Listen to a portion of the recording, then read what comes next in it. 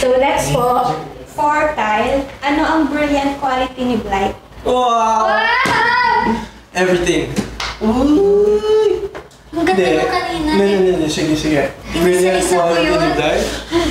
Tapos ako everything mo lang ako. Sorry. Brilliant quality.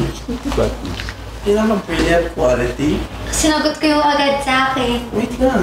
Kailangan maganda eh. Okay, Siya, you know, sa dami. Sa dami brilliant qualities ni Blythe. Pinaka paborito ko sa kanya ay totoo siya sa akin. Totoo kami sa isa't isa. Never niya ako pinabayaan at lagi siya dito para sa akin. Alright, awesome. So next po, what do you enjoy most about working together? Does it feel like work eh? Yun siguro.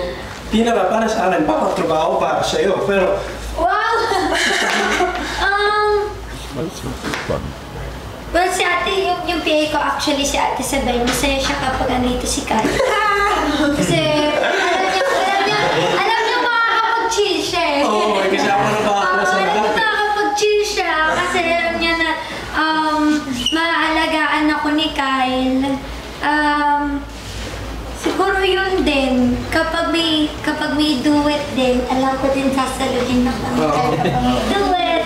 Mamaya. Masaya na sa akin kapag katrabaho ko si Kyle is, parang alam mo yun, yung parang, hindi naman sa sinasabi kung siya yung mag-aalaga sa akin lahat, pero meron akong nasasandalan, gano'n. Huwag ka masyadong Malaki ang ulo ko. Wow! Yan, okay na po tayo. You're both busy artists. What keeps you centered?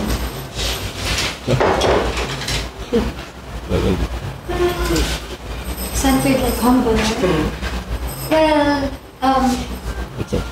nung bata po kasi ako, kapag may pinagpe-pray ako, lagi nasa prayers ko yung sana tulungan niyo pa rin ako na please help me to keep my feet on the ground. Pero Tagalog, ano ba yung Tagalog yun?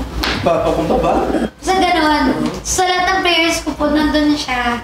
So, ewan ko, yun lang yung nakakatulong sa akin na maging ganito pa rin, I guess. I guess laging tinusturo sa akin ng nanay tatay ko. Wag mo kalimutan kung saan ka nanggaling. There's a reason why you're here. Yun, isang dahilan kung bakit ka nandito ay dahil sa mga taong nakapalibot sa'yo at dahil sa kung saan ka nanggaling. Yeah, at saka ewan ko. Parang never lang namin kasi kami, lalo na kami dalawa ni Kyle, parang never lang namin naisip na ipapasok sa isip namin yung pagiging artista namin o ano. Kasi andito naman po talaga kami kasi ito po yung passion namin. Hindi para talaga kami yung maging number one or whatever. Wala lang, never po pumasok sa utak namin yung ganun kasi gusto lang talaga namin magtrabaho. Tapos mapuputol din naman po yung mga ulo namin pag... Yeah, yun nga. Pag naman po ulo ko, hindi po yung pwede kay mama. Next po is, if you could bring any celebrity friends to the launch event, who would it be and why? For Andrea po muna. Well, tinatanong ko ba to? Of course, best friend ko, si Bea. Okay, for Kyle naman po. Best friend ko, si Leon. Okay po. So, fun question lang po from the press. If you could only use one realistic product for the rest of your life, which one would it be and why? 1, 2, 3, Sunscreen!